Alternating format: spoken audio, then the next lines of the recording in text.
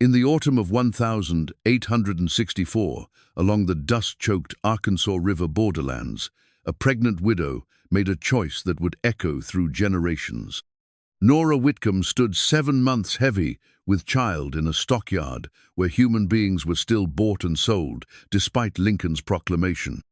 Her husband had died fighting for the Union, leaving her alone, with nothing but a deed to distant land and the weight of promises she'd made to the dying. When she watched them auction off shackled black cowboys like livestock, her heart broke. But when she saw Solomon Bacara, 60-year-old trail boss, whose quiet dignity silenced the jeering crowd, she knew what she had to do. She traded her last precious heirloom to buy his freedom, then tore up the bill of sale and offered him honest wages instead. What followed was a journey through hostile territory that would test them both. But could two broken souls really build a family from the ashes of war? Before we jump back in, tell us where you're tuning in from. And if this story touches you, make sure you're subscribed, because tomorrow I've saved something extra special for you. The morning sun cast long shadows across the dusty stockyard as Nora Whitcomb shifted her weight from one aching foot to the other. The child within her seemed to press against her ribs with each breath, a constant reminder of the life she carried and the uncertainty that lay ahead. Her weathered hands clutched the leather medical kit that had served her through 3 years of tending wounded soldiers, Union boys who called her Ma, even when she was younger than half of them. The kit had been a gift from Dr. Matthias when she'd first volunteered at the field hospital outside Nashville. Inside its worn compartments lay bone saws and bullet extractors, laudanum and carbolic acid, needles and silk thread that had sewn together more torn flesh than any woman should have to see. But those tools had also saved lives, and in the chaos of war, saving lives had been the only thing that made sense. "You sure about this, ma'am?" The auctioneer's voice carried a note of skepticism as he looked down at the silver locket she'd placed in his palm. It was a delicate thing, engraved with roses and containing a small daguerreotype of her late husband, Thomas. She'd worn it against her heart since their wedding day in 1859, through all the years of his absence with the 15th Arkansas Infantry, through the terrible telegram that had arrived last spring. "I'm certain," Nora replied, her voice steady despite the tremor in her hands. The auctioneer shrugged and pocketed the locket, then gestured toward the platform where Solomon Baker stood with quiet dignity among the other men being sold like cattle. The scene before her was a mockery of everything Thomas had died for. Lincoln's Emancipation Proclamation had been signed nearly 2 years ago, yet here in the Arkansas borderlands, the old ways died hard. Local authorities turned blind eyes to apprenticeship contracts and debt settlements that amounted to slavery by another name. The war might be winding down, but justice moved slower than armies. Solomon Baker stood apart from the other men on the platform, not just in age, but in bearing. While others hung their heads or stared at the ground, he kept his gaze level, his spine straight. His hair was silver white, his face weathered by decades under the open sky, and his hand seven shackled moved with the confident economy of a man who knew his own worth. The crowd of potential buyers seemed unsettled by his composure, bidding half-heartedly and falling silent when he looked their way. "That one's too old for heavy labor," muttered a farmer in overalls.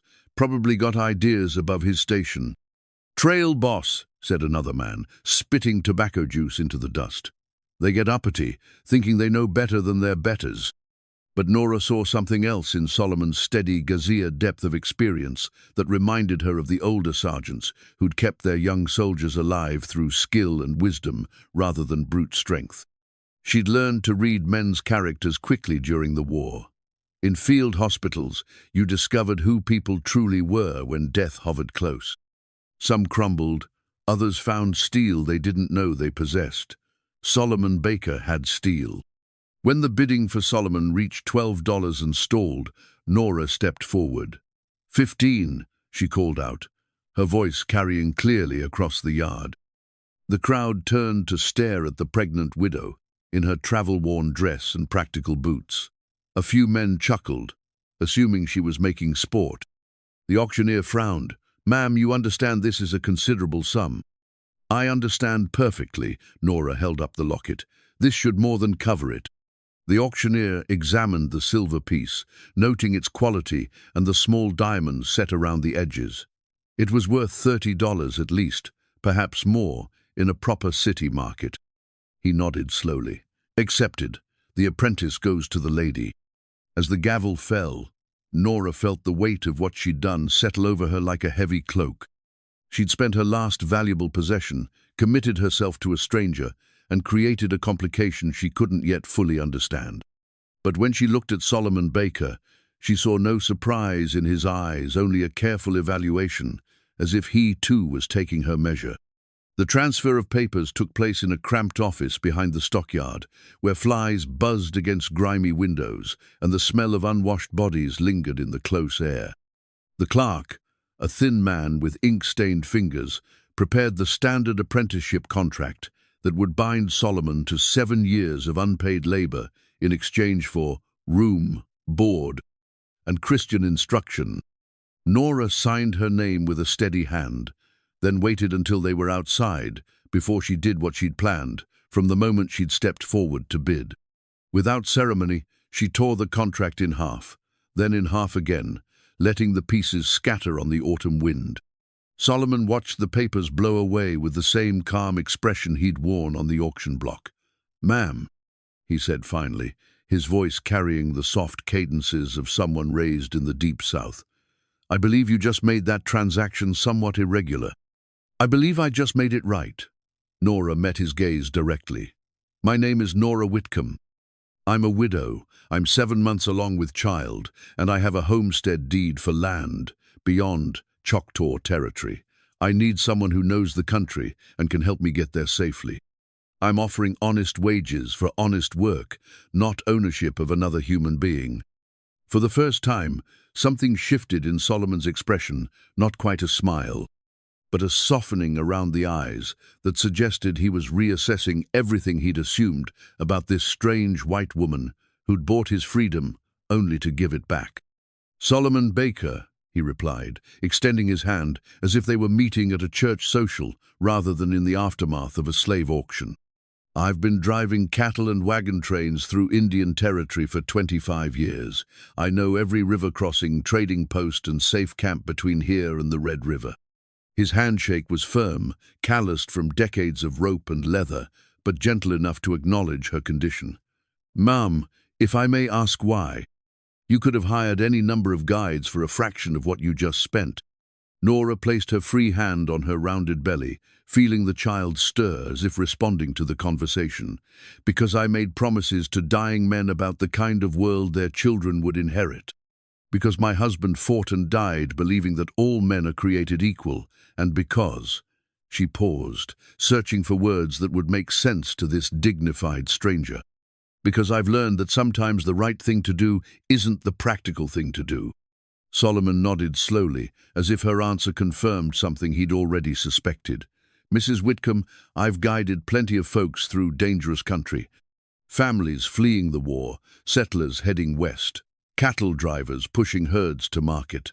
But I've never guided a pregnant woman traveling alone to claim land in disputed territory. That's going to present some unique challenges." "What kind of challenges?"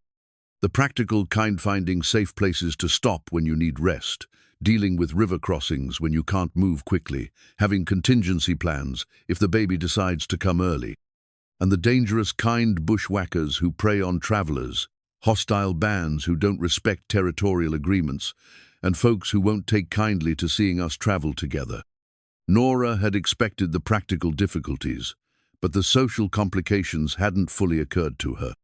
In the controlled environment of field hospitals, she'd worked alongside men of all colors and backgrounds without thinking twice.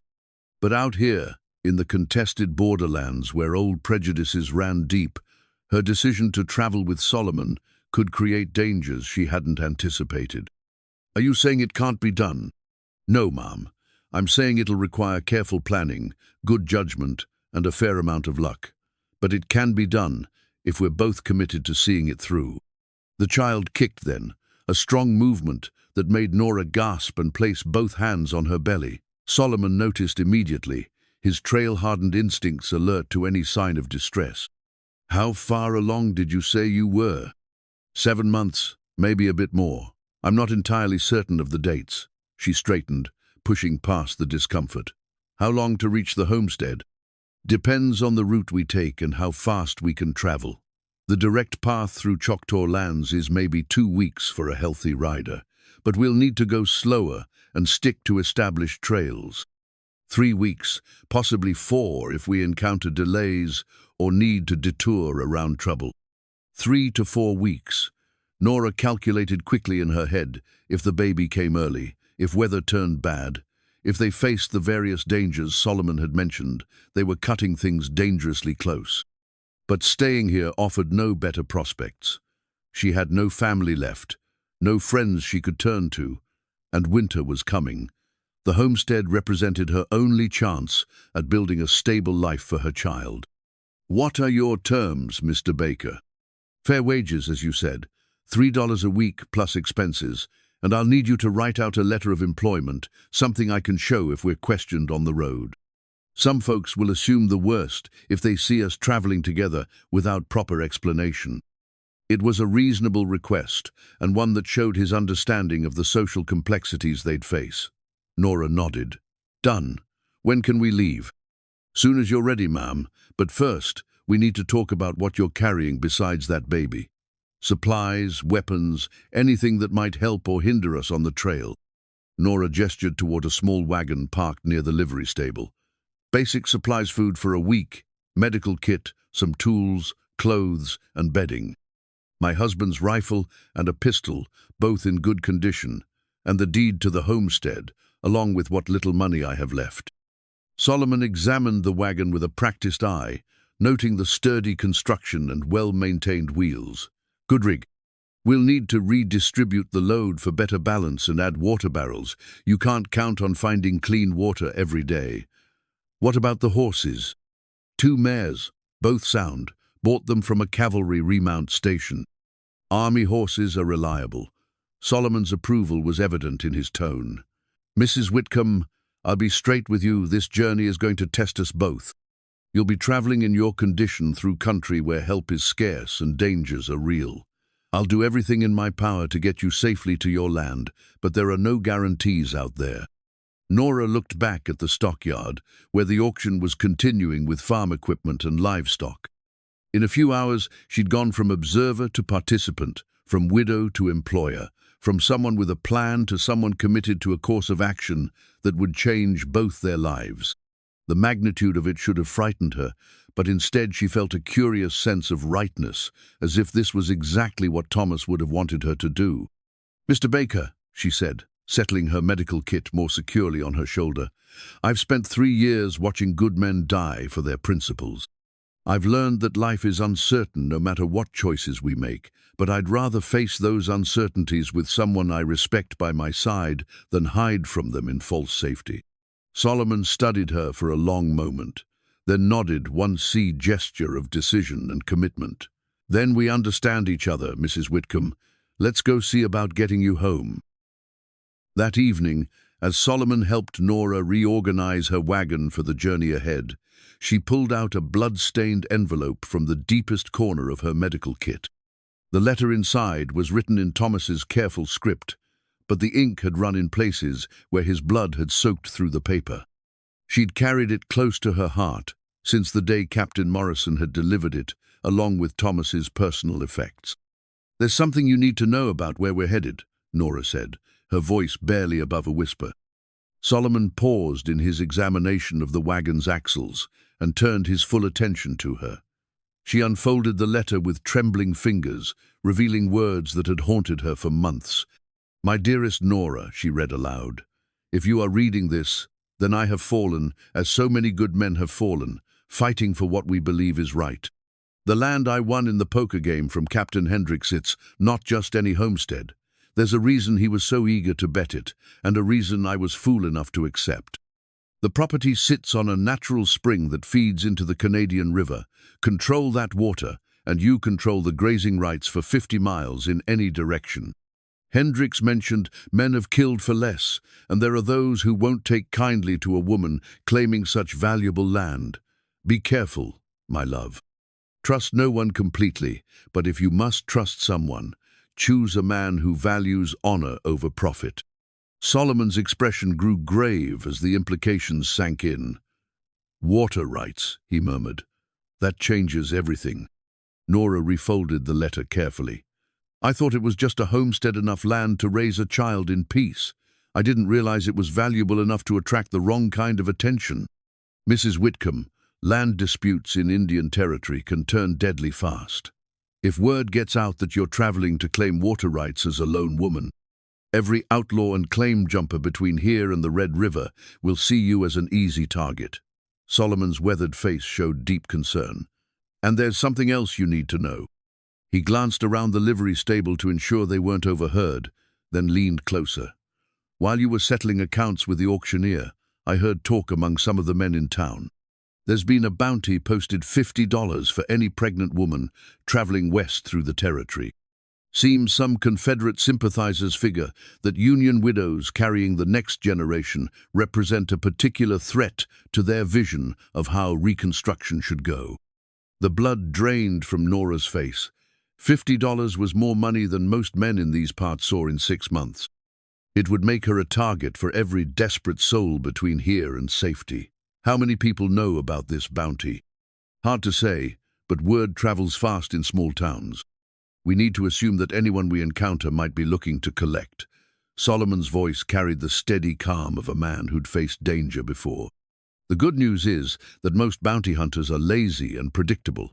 They'll watch the main roads and expect you to travel the obvious routes. The bad news is that some of them won't be. Nora felt the baby shift restlessly within her, as if sensing her distress. The child was active tonight, pressing against her ribs and making it difficult to find a comfortable position. She'd been having irregular pains since morning, nothing consistent enough to suggest labor, but enough to remind her that her body was preparing for birth, whether or not she reached safety first. What do you recommend? We leave tonight, travel by moonlight for the first stretch, and avoid the main ferry crossings. I know some back trails that will add days to our journey, but keep us away from the places bounty hunters will be watching. Solomon's tactical mind was already working through the possibilities. It means traveling harder country, camping rough, and taking risks we might otherwise avoid, but it beats the certainty of walking into an ambush. As if summoned by their conversation, the sound of horses approaching at speed echoed from the main street. Both Nora and Solomon instinctively moved deeper into the shadows of the stable as 3 riders pulled up in front of the saloon across the way. Even in the dim light, their intent was clear. These were men looking for someone, and they were armed for trouble. You see that pregnant woman who was at the auction today? One of the riders called to a man sweeping the saloon's front steps. Might have. Depends on who's asking. Name's Fletcher. We're working for some folks who have a legitimate interest in ensuring that certain individuals don't make it to their intended destinations. This woman would be traveling with a Negro-mantled trail boss type. Seen anything like that? The sweeper's response was lost in the wind, but his gestures indicated he was providing information. Solomon's hand moved instinctively to the knife at his belt, a gesture Nora noticed despite the darkness. How good are you with that? She whispered.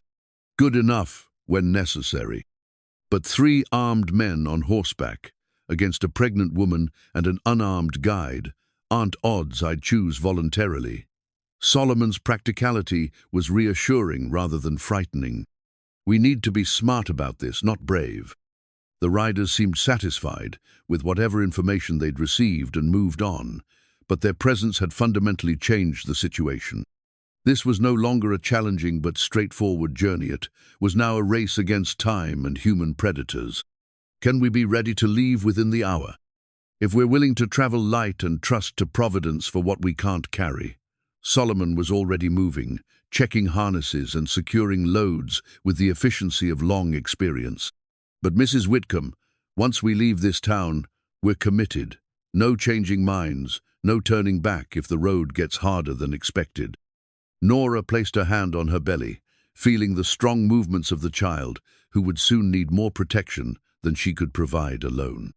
The letter from Thomas seemed to burn in her pocket, his final warning about trusting the right person taking on new significance. She'd gambled everything on Solomon Baker's character based on 5 minutes of observation and instinct. Now their lives might depend on whether her judgment had been sound. "I understand," she said firmly, "but I need you to understand something too. I'm not just running to safety, I'm running towards something that belongs to my child. That land represents the only inheritance I can give him, the only chance he'll have at a life better than what I can provide, with nothing but a widow's pension and a medical kit."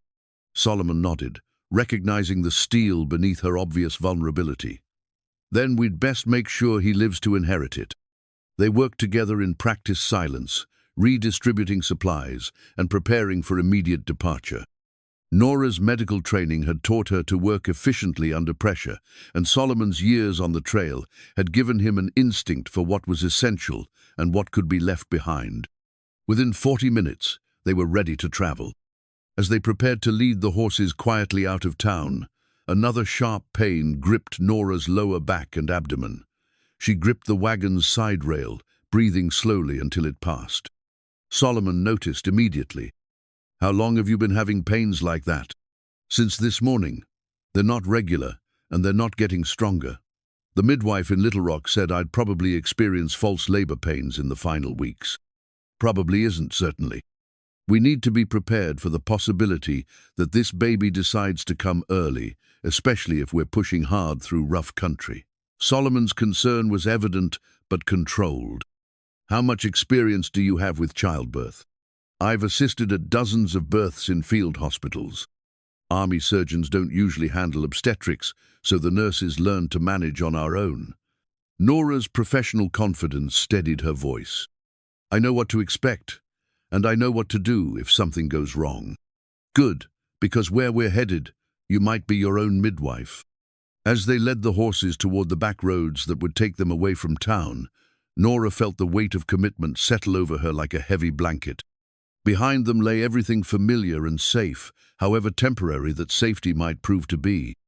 Ahead lay unknown country, hostile forces, and the constant race against time as her pregnancy advanced toward its conclusion. But beside her walked a man who had proven his worth through decades of hard experience, who had accepted her trust and offered his protection without question or reservation. As they disappeared into the Arkansas night, Nora clutched Thomas's blood-stained letter and prayed that his final wisdom about choosing the right person to trust would prove as sound as his warnings about the dangers that lay ahead.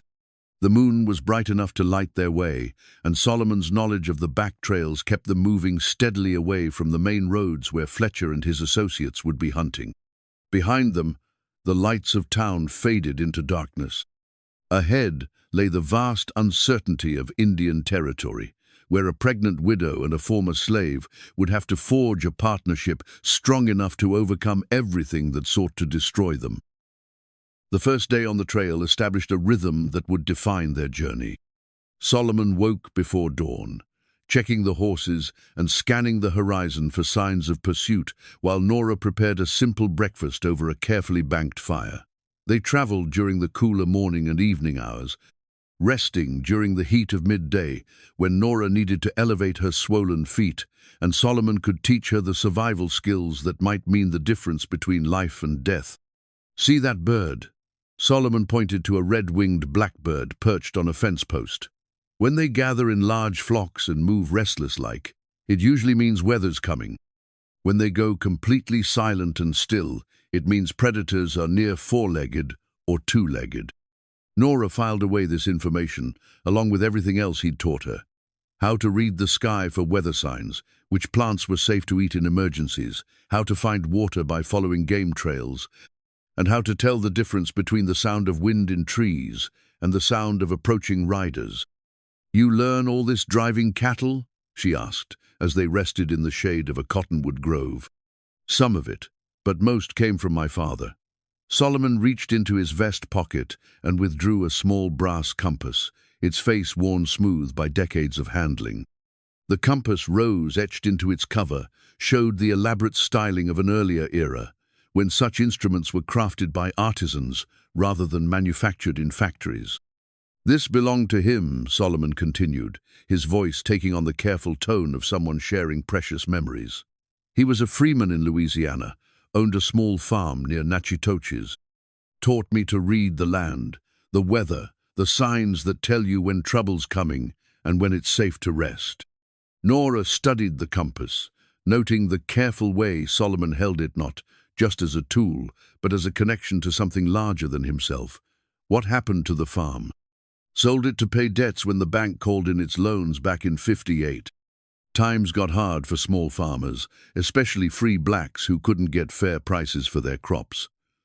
Solomon's expression darkened with old pain. I took work driving cattle to support the family, planning to buy the land back once I'd saved enough money. But while I was on a drive to Kansas, some men came claiming my father owed gambling debts he never made. When I got back, the farm was gone, and my parents were gone. The word "gone" carried weight that suggested violence rather than natural death. Nora had heard similar stories in field hospitals, where black soldiers spoke in careful euphemisms about family members who had simply vanished during the chaos of war and social upheaval. "I'm sorry," she said, meaning it. "How did you end up in that stockyard?" "Been asking myself that question for 6 years." Solomon returned the compass to his pocket with reverent care. "I was driving a herd through Arkansas when bushwhackers hit our camp. They killed the other drivers and took me captive, claimed I was a runaway slave rather than a free man working for wages. My papers got lost somewhere between the capture and the sale." The casual brutality of it struck Nora with fresh force. She'd known that such things happened, but hearing the personal details from someone who'd lived through it made the injustice feel immediate and raw. 6 years of slavery for a man who'd been born free. 6 years of telling myself that survival was enough, that keeping my head down and doing what I was told was the smart thing to do. Solomon's voice carried a note of self-recrimination. Maybe I got comfortable with being less than what I was. Maybe I forgot that some things are worth fighting for. Before Nora could respond, Solomon held up a hand for silence. In the distance, the sound of horses approaching at a steady pace carried on the afternoon air. Both of them moved instinctively to positions where they could observe the road without being easily seen. 3 riders came into view, not the same men from the previous night, but cut from similar cloth. They rode with the casual alertness of men accustomed to violence, and they were clearly following the trail that Solomon and Nora had taken. "They're tracking us," Solomon whispered. "How can you tell? Watch how they study the ground, the way they pause at each intersection to check for signs. And see that one in front? He keeps looking ahead like he knows where we're headed." The riders paused at a creek, crossing about a quarter-mile from their hiding spot. The lead man dismounted and examined the muddy bank where wagon wheels and horse hooves had left clear impressions. After a brief consultation with his companions, he remounted, and the group continued in their direction. "We need to move," Solomon said quietly, "and we need to be smarter about covering our tracks." For the next hour, Solomon employed every trick he'd learned in 25 years of trail driving. They crossed rocky ground that wouldn't hold prints, doubled back on their own trail to confuse trackers, and used a shallow stream to mask their passage for over a mile. When they finally stopped to rest, both Nora and the horses were exhausted. Will that lose them? For a while. But these aren't amateur trackers. They know the country, and they're persistent. We've bought ourselves time, not safety. As evening approached, they encountered another group of travelers, a family of German immigrants heading west with all their possessions loaded into 2 heavy wagons. The patriarch, a man named Heinrich Weber, spoke broken English but made his meaning clear. They'd seen the 3 riders Solomon and Nora were avoiding. "Bad men," Weber said emphatically. "They ask about woman with baby, offer money for information. We tell them nothing, but they follow wagon tracks, study ground like hounds." Weber's wife, Anna, took one look at Nora's condition and immediately began fussing over her with the universal maternal instinct that transcended language barriers. She pressed food into Nora's hands and insisted on examining her feet for signs of swelling or injury. She says you should not be traveling in your condition, Heinrich translated. She says the baby will come soon, maybe sooner than you think. Solomon and Heinrich fell into conversation about trail conditions, water sources, and the safest routes through the territory ahead. Despite the language barrier, both men spoke the universal language of experienced travelers, using gestures and simple words to share crucial information. There is place, Heinrich said eventually, pointing northwest. Old trading post, maybe 2 days from here. Owner is good man, helps travelers in trouble. You could rest there, wait for baby to come safely. It was tempting, the promise of safety, medical help, and respite from constant vigilance. But Solomon shook his head. Too risky. If we know about it, so do the men chasing us. They'll expect us to head for any obvious sanctuary. As they prepared to part ways, Anna Weber pulled a small cloth bag from her wagon and pressed it into Nora's hands. Inside were dried herbs and what appeared to be medicinal preparations. For when baby comes, Heinrich translated, she is midwife in old country, knows these things help with pain, prevent fever. The kindness of strangers struck Nora powerfully. These people had nothing to gain by helping her, and much to lose if they were seen assisting someone being hunted by bounty hunters. Yet they'd offered aid without hesitation, driven by simple human decency. As the Weber family continued their westward journey, and Solomon led Nora deeper into the wilderness, she found herself thinking about the compass in Solomon's pocket. Like the instrument that had guided his father across unfamiliar terrain, they were both navigating by faith and hope, trusting that their chosen direction would lead them to safety. That was good of them, she said as the German wagons disappeared into the gathering dusk. Good people are rarer than they should be, but more common than cynics like to admit. Solomon replied, your husband was right about choosing who to trust. Those folks could have sold us out for the bounty money, but they chose to help instead. The baby kicked strongly as if in agreement, and Nora placed her hand on her belly, feeling the child's restless energy. Soon, this little one would be born into a world where strangers might offer either help or harm, where survival often depended on reading character quickly and accurately. Solomon, she said as they made camp in a hidden grove beside a small spring, what you said about getting comfortable with being less than what you were, I understand that feeling. He looked up from hobbling the horses, surprised by her directness. When Thomas died, I could have gone back to my sister's family in Missouri. They offered to take me in, help raise the baby. It would have been easier, safer. But it also would have meant accepting that my life was essentially over at 33, that I'd spend my remaining years as the grateful widow who helped with household chores and childcare. Solomon nodded, understanding the parallel she was drawing. This journey isn't just about claiming land, Nora continued. It's about claiming the right to build something of my own, to be more than just a victim of circumstances. Maybe that's what we're both doing, refusing to accept that survival is enough when we could have dignity instead. The compass rose in Solomon's pocket, seemed to pulse with significance as darkness settled over their camp. Both of them were navigating towards something more than mere safety. They were seeking the true north of self-respect and the freedom to define their own worth. Whether they would reach that destination alive remained to be seen, but for the first time in years, both were moving in the right direction. The third night brought them to a sheltered hollow, where wind-carved rocks formed natural walls against the autumn chill. As Solomon built a small fire and Nora prepared their simple meal, she withdrew a carved wooden cross from her traveling baga piece, no larger than her palm, worn smooth by countless hands and darkened with age. Thomas made this during the siege of Vicksburg, she said, holding it up to catch the firelight. He wrote that the carving helped keep his hands steady during the long waits between battles, gave him something peaceful to focus on when the world around him had gone mad. Solomon studied the cross with respectful attention. The craftsmanship was simple but skillful, each surface carefully shaped and sanded to a silky finish. Tiny details revealed themselves in the flickering light, a small chip where Thomas's knife had slipped, worn spots where his thumbs had rubbed during contemplation, the faint outline of initials carved near the base. He was a religious man? Devout, but not dogmatic. He believed that faith should make you more generous, not more judgmental. Nora cradled the cross in her palms, feeling its familiar weight. When he wrote about the other soldiers, it was always with such compassion even for the Confederate boys they captured. He said suffering was suffering, no matter what uniform it wore. Solomon poked at the fire, sending sparks spiraling into the star-filled sky. I've known believers who used their faith as a weapon against folks like me, and I've known others who used it as a bridge between different kinds of people.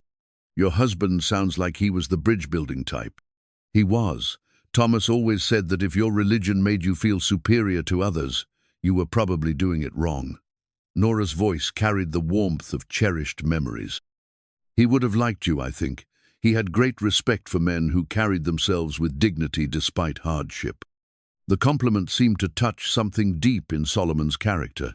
He'd spent 6 years having his dignity systematically stripped away, being treated as property rather than person. To hear it acknowledged and valued by someone whose opinion mattered carried healing power. What kind of man was he beyond his faith? Nora considered the question carefully, wanting to paint an accurate picture rather than an idealized one. Stubborn when he believed he was right, but willing to admit when he was wrong. Gentle with children and animals, but fierce when protecting people he cared about. He read everything he could get his hands on books, newspapers, even the labels on medicine bottles, if nothing else was available. She laughed softly at the memory.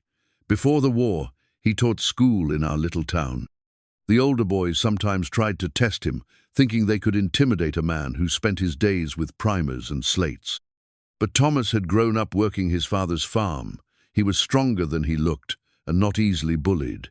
He never had to use his strength, though. He had a way of making even the most difficult students want to learn. Sounds like he was a born teacher. He was, and he would have been a wonderful father. Nora's hand moved to her belly, feeling the child's gentle movements. Sometimes I talk to the baby about him, tell stories about the man whose name he'll carry. I want this little one to know that his father was someone worth remembering. Solomon's expression grew thoughtful. I had a son once, Gabriel. He'd be about 25 now, if he's still alive. The revelation surprised Nora. In the days they'd traveled together, Solomon had mentioned his parents, but never a wife or children. What happened to him? Same thing that happened to the farm taken, when I couldn't be there to protect what was mine. Solomon's voice carried old pain, carefully controlled. His mother was a free woman. I'd married legal and proper, but when the men came claiming debts that didn't exist, they took her and Gabriel too. Sold them separately to make sure I'd never find them. The cruelty of it struck Nora like a physical blow. She'd lost Thomas to war tragedy, but one with meaning and honor attached. Solomon had lost his family to simple human evil, the kind of calculated cruelty that served no purpose beyond profit and malice. I've searched for them, Solomon continued. Spent every spare dollar on hiring people to check slave markets, follow leads, investigate rumors.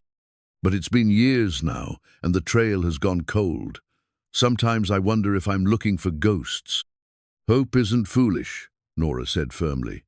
Even when the odds are long, it's better to hope than to surrender to despair. They sat in comfortable silence for a while, each lost in thoughts of the people they'd loved and lost. The fire burned low, painting their faces in warm orange light, while the night sounds of the wilderness provided a gentle backdrop to their reflections. Mrs. Whitcomb, Solomon said eventually, I need to tell you something about where we're headed. The country between here and your homestead, it's not just dangerous because of bushwhackers and bounty hunters.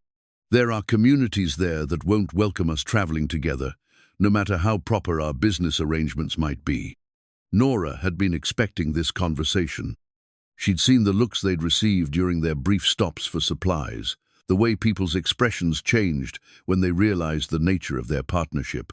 What kind of communities? Confederate sympathizers who see the war as merely interrupted rather than ended. Settlers who brought their prejudices west with them. Some Choctaw bands who've had bad experiences with both white and black Americans and don't much care to distinguish between them. Solomon's pragmatic assessment was sobering but necessary. We'll need to be careful about where we stop, who we trust, and how we present ourselves. What do you recommend? Depends on the situation. Sometimes it might be safer for me to hang back, let folks assume I'm just a hired hand, following at a distance. Other times, we might need to stick close together for mutual protection. The key is reading each situation quickly and adapting accordingly. Before Nora could respond, the sound of approaching horses broke the night's peace. This time there was no attempt at stealth. Whoever was coming wanted their approach to be known. Solomon immediately moved to bank the fire, while Nora gathered their most essential supplies. "Hello, the camp," a voice called from the darkness. "We're travelers looking for word of friends who might have passed this way." The voice carried a cultured southern accent, the kind that spoke of education and social position, but there was something underneath Iton edge that suggested these were not ordinary travelers seeking innocent information. "We're just folks trying to get some rest," Solomon called back, his voice carefully neutral. "Haven't seen many other travelers today." 3 riders emerged from the darkness into the fading circle of firelight. They were well-dressed and well-armed, with the easy confidence of men accustomed to getting their way. The leader, a man in his 40s with carefully groomed facial hair, touched his hat brim in a gesture of mock courtesy. "Forgive the intrusion," he said with exaggerated politeness. "I'm Colonel James Whitfield, late of the Confederate States Army. These are my associates, Captain Morris and Lieutenant Hayes. We're searching for a woman traveling through these parts, a pregnant widow who might have valuable information about certain property disputes." Nora's heart hammered in her chest, but she forced herself to remain calm. These weren't random bounty hunters. They were organized, educated, and dangerous in ways that went beyond simple violence. "Haven't seen anyone like that," she replied, grateful that the dying firelight helped conceal her condition beneath her heavy traveling cloak. Colonel Whitfield's gaze moved between Nora and Solomon with calculating intelligence. "Interesting traveling arrangement you have here. A white woman and a Negro man, heading through territory where such partnerships aren't usually welcomed." "I'm a nurse," Nora said firmly. "Mr. Baker is my guide and protector. There's nothing improper about our arrangement." "Oh, I'm sure there isn't," Whitfield replied with a smile that didn't reach his eyes. "Still, it does seem curious that a nurse would be traveling through Indian territory with such valuable medical supplies. One might wonder what kind of medical emergency could justify such a dangerous journey." Solomon stepped slightly forward, positioning himself between Nora and the mounted men. The gesture was subtle but unmistakably a statement of protection and defiance that Whitfield noted with interest. "Well," the colonel said after a long moment, "we'll leave you to your rest. But do keep in mind that these are dangerous times for travelers, especially those who might be carrying things that don't belong to them. Sometimes it's better to accept reasonable offers of protection rather than risk the uncertainties of the road." The threat was elegantly phrased, but crystal clear. As the 3 men rode away, their laughter carried on the night air like the sound of circling vultures. "They'll be back," Solomon said grimly. "How can you be sure?" "Because they know exactly who we are, and they're playing with us. Those weren't bounty hunters. They were advanced scouts for something bigger." Solomon began methodically breaking camp. "We need to move now, travel through the night, and find a place where we can make a stand if necessary." As they loaded their wagon by starlight, Nora clutched Thomas's wooden cross and prayed for the kind of strength that her husband had found during the siege of Vicksburg. Tomorrow would bring new challenges, new threats, and the continuing test of whether 2 people from different worlds could trust each other enough to survive in a land where trust was often a luxury no one could afford. The Canadian River crossing nearly cost them everything. What should have been a routine ford turned treacherous when autumn rains had swollen the current beyond Solomon's expectations. The wagon wheels caught in hidden rocks beneath the muddy water, and suddenly they were fighting for their lives as the river tried to claim both them and their precious supplies. Nora felt the baby lurch within her as the wagon tilted dangerously, cold water rushing over the floorboards and soaking through her skirts. The shock of it sent sharp pains through her abdomenot, the irregular discomfort she'd been experiencing, but something more urgent and alarming. "Hold on!" Solomon shouted over the roar of the current. He'd abandoned the driver's seat and was in the water beside the horses, using his full strength to guide them toward the far bank while fighting the river's attempt to sweep the entire outfit downstream. The horses lunged forward, their hooves finding purchase on the rocky bottom just as the wagon's rear wheel came free of whatever had trapped it. For a terrifying moment, everything balanced on the edge of disaster. Then they were through, stumbling up the muddy bank with water streaming from every surface. Nora collapsed against the wagon's side, breathing hard and clutching her belly as another wave of pain washed over her. This one was different from the false labor she'd been experiencing, sharper, more insistent, with a quality that spoke of genuine urgency. "How bad?" Solomon asked, noting her distress as he checked the horses for injury. "I don't know. The shock, the cold water, something's changed." Nora's medical training told her that trauma could trigger premature labor, but knowing the medical facts didn't make the experience less frightening. "We need to find shelter, somewhere I can rest and assess what's happening."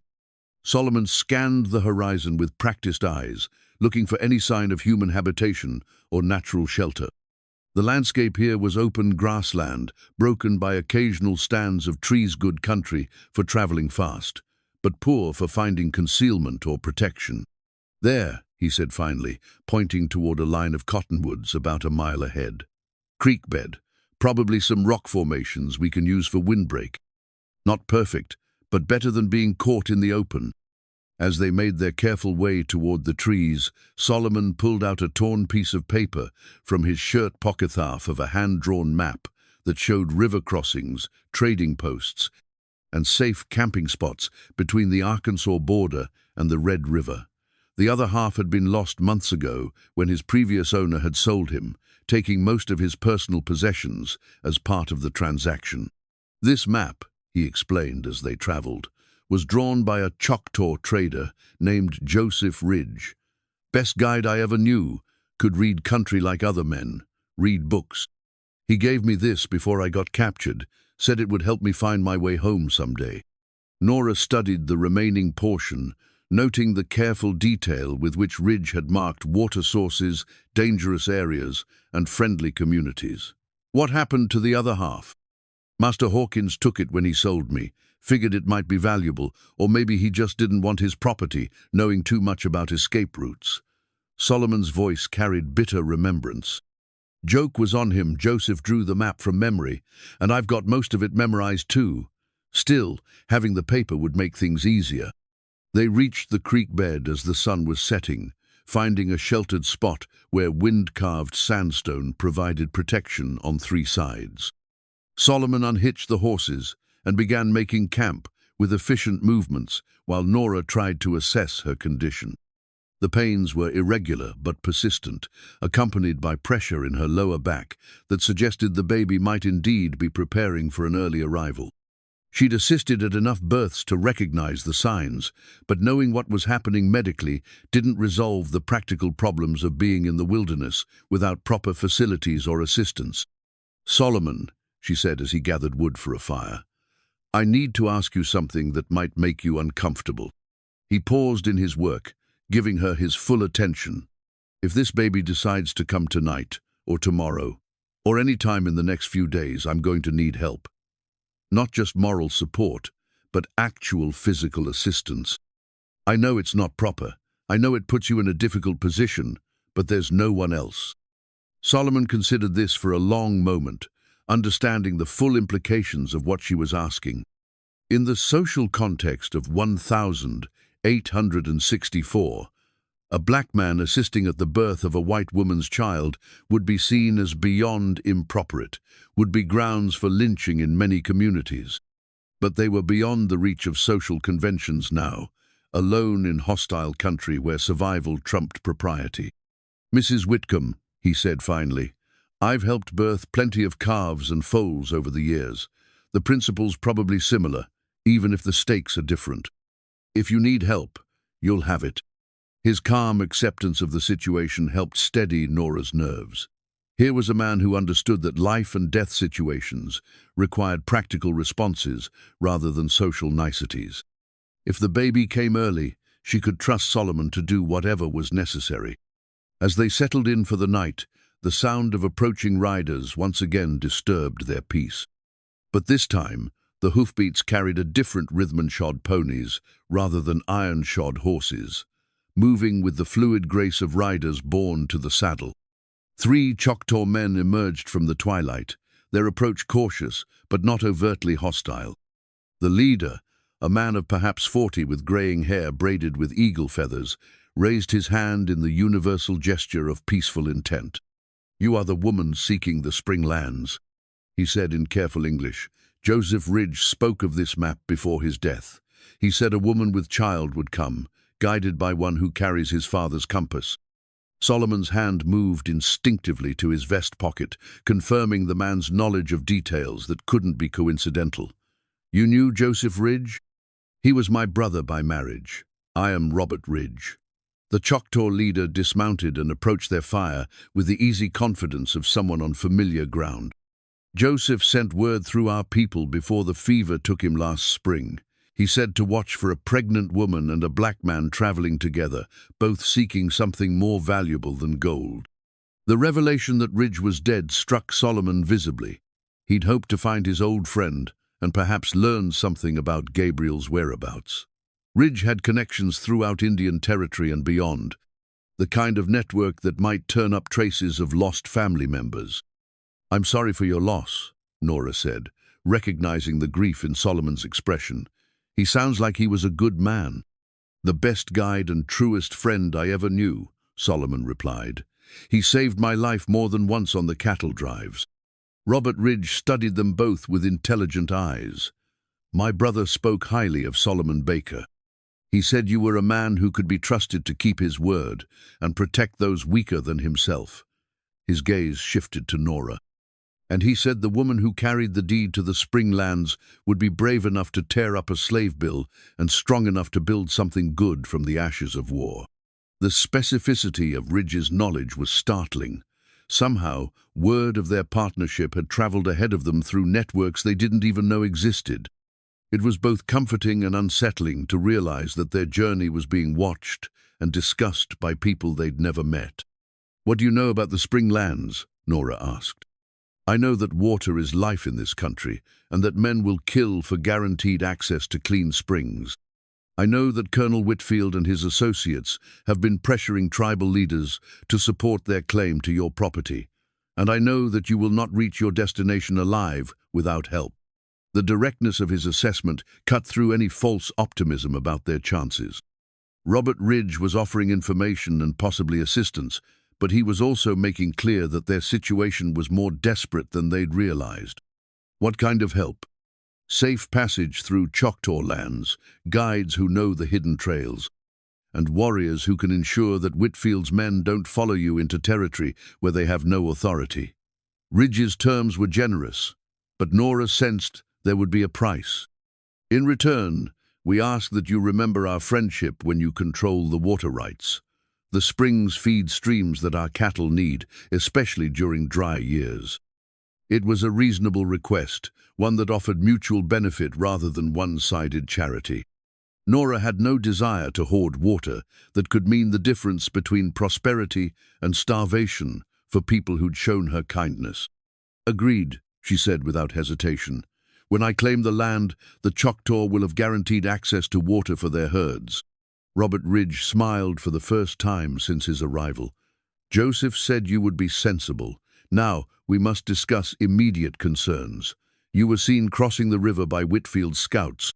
They know your location and will move to intercept you before you reach tribal protection." Solomon's tactical mind immediately engaged with the problem. "How much time do we have?" "Perhaps 6 hours before they can organize a proper pursuit. But the woman needs rest, and traveling at night through country you don't know would be dangerous, even without hostile forces." Ridge gestured toward his companions. "We have a solution, if you trust us enough to accept it." The choice was simple trust, These Choctaw men who claimed friendship with Joseph Ridge or face Whitfield's organized pursuit with nowhere to run and no allies to call upon. For Nora, still experiencing irregular labor pains and exhausted from the river crossing, the decision was easy. What do you propose? We take you to a hidden camp where you can rest safely while the baby decides when it wishes to be born. Meanwhile, our warriors will discourage Whitfield's men from entering tribal lands. When you're ready to travel, we'll provide escort to your property. As if summoned by the conversation, another wave of pain gripped Nora's abdomen, stronger than the previous ones, and accompanied by a sense of pressure that suggested things were progressing, whether she was ready or not. Solomon noticed her distress immediately. How far to this hidden camp? 2 hours by careful riding. The woman can travel in comfort while we lead the horses by paths that leave no trail for enemies to follow. It was an easy choice. Within minutes, they'd transferred Nora to a travois that Ridge's men constructed with practiced efficiency, frame of poles and buffalo hide that would allow her to rest while being transported. The wagon and horses would follow by a different route, ensuring that their tracks led away from their actual destination. As they prepared to leave their temporary camp, Robert Ridge approached Solomon privately. "My brother spoke of your search for family members. When this immediate danger has passed, perhaps we can discuss what our people have learned about missing persons sold through the slave markets." Hope flared in Solomon's eyes, the first real hope he'd felt in years about finding Gabriel and his wife. But it was tempered by the immediate concerns of protecting Nora and ensuring that her child was born safely. "For now," Ridge continued, "focus on the woman and baby. But know that Joseph Ridge's friends do not forget their obligations to the living or the dead." As they moved through the darkness toward sanctuary, Nora clutched the torn map fragment and marveled at the unexpected networks of loyalty and mutual aid that existed in this harsh country. Joseph Ridge had died months ago, but his friendship with Solomon was still opening doors and providing protection. Perhaps that was the true meaning of the compass rose not just finding direction, but understanding that no one navigates life's challenges entirely alone. The hidden Choctaw camp lay in a box canyon where ancient waters had carved a secret sanctuary from the red sandstone.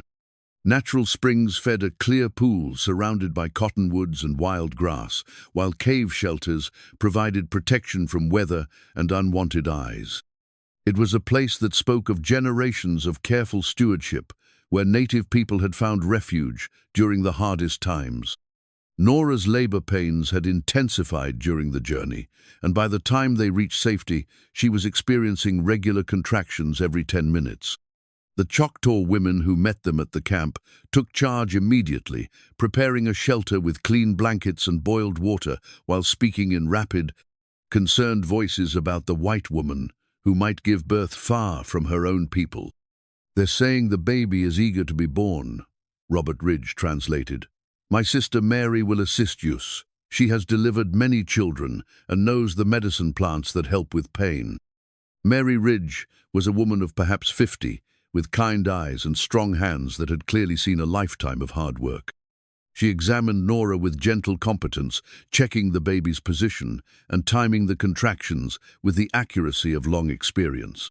"Strong baby," she said in halting English. "Come soon, maybe before sunrise. You have good help?" She glanced meaningfully at Solomon, who was helping to unload their supplies. "He's all I have," Nora replied, and Mary nodded with understanding that transcended language barriers. As night settled over the canyon, Nora found herself in the surreal position of preparing to give birth in a hidden Choctaw camp, while Solomon kept watch for Confederate pursuers and friendly warriors prepared defenses against men who might follow their trail. It wasn't the birth she'd imagined during those early months of pregnancy, when Thomas was still alive and the future seemed predictable. From her traveling bag, she withdrew the silver thimble that had belonged to her grandma Thera, simple sewing tool that had passed through 4 generations of women in her family. Her grandmother had sewn baby clothes with it, her mother had mended Thomas's shirts, and now Nora clutched it as a tangible connection to the domestic life she hoped to build. "Tell me about your grandmother," Mary Ridge said, as she prepared herbs for a pain-relieving tea. The woman's intuitive understanding of emotional comfort impressed Norashi, seemed to know that distraction through storytelling would help with the anxiety of impending childbirth. "She was a frontier woman, raised 12 children in a one-room cabin, while my grandfather cleared farmland in Kentucky," Nora said, grateful for the opportunity to focus on family memories. "She could sew anything, clothes, quilts, even surgical bandages when the doctor needed them. This thimble saved her fingers through thousands of hours of needlework." Mary examined the silver piece with appreciation. "Good medicine," she said approvingly, "carries the strength of women who came before." Outside the shelter, Solomon was engaged in quiet conversation with Robert Ridge and the other warriors. The discussion centered on defensive positions and escape routes, but Nora could hear the underlying tension about the approaching confrontation with Whitfield's men. "They found your trail at the river crossing," Ridge was explaining. "Whitfield has 12 men with him, no too many for a direct fight, but not too many to discourage if we choose our ground carefully." "What kind of men are they?" Solomon asked. "Former Confederate cavalry mostly, skilled fighters but used to open warfare rather than this kind of country.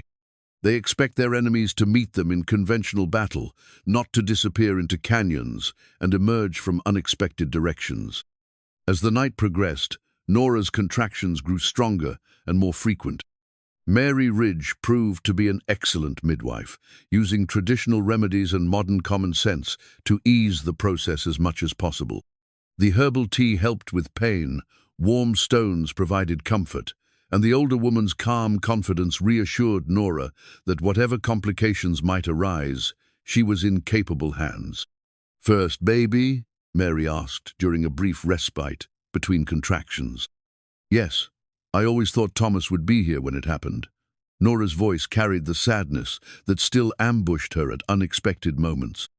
"We had Planche, was going to teach school again after the war. I was going to establish a clinic for women and children. Simple dreams." "Dreams not dead," Mary said firmly. "Change, yes, but not dead. You build new life in Springlands, raise strong son, maybe help other women like my people help you now." It was a comforting vision, the idea that this traumatic birth in a hidden canyon might be the beginning of something positive, rather than just the culmination of loss and hardship. Nora found herself imagining the homestead as it could be, a place where water flowed freely, where children played safely, where people of different backgrounds could find common ground. Around midnight, the sound of distant gunfire echoed from the canyon entrance. The Choctaw warriors had made contact with Whitfield's pursuing force, and the resulting skirmish was brief but decisive. When Robert Ridge returned to camp an hour later, his report was satisfactory. "They won't trouble you further tonight," he said simply. "We made it clear that entering tribal lands without permission carries consequences they're not prepared to face." But even as immediate danger receded, Nora's labor was approaching its climax. The contractions were now coming every few minutes, and Mary Ridge was making final preparations for delivery. Solomon positioned himself where he could assist if needed, while still maintaining a respectful delicate balance between practical necessity and social propriety. "Baby comes now," Mary announced as Nora's efforts reached their peak intensity. What followed was the ancient miracle of birth, played out in primitive conditions but attended by people who understood that bringing new life into the world was humanity's most sacred responsibility. Solomon provided steady support and encouragement. Mary Ridge applied generations of midwifery wisdom, and Nora drew on reserves of strength she didn't know she possessed. As dawn light began filtering into the canyon, a strong cry announced the arrival of Thomas Whitcomb Bakerfor. Nora had decided during the intensity of labor that her son would carry both his father's name and that of the man who'd protected them both. The baby was healthy and vigorous, with his father's dark hair and his mother's determined chin. As Mary Ridge cleaned and examined him, Solomon experienced an emotion he hadn't felt since losing Gabrielle, the fierce protective instinct that comes with holding new life in experienced hands. "Strong baby," Mary confirmed. "Good lungs, good color. He will survive whatever troubles come.